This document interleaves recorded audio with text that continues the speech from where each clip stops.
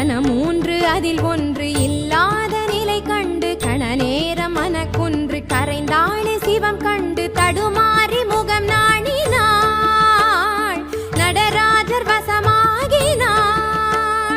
கைலாயம் அதை தேடி கயற்கண்ணி வாளேந்தி சிவனோடு போராட வந்தாள் கலைமேவும் எழிலோடு பெருமானும் முன் தோன்ற சிலையாகி மீனாட்சி நின்றாள்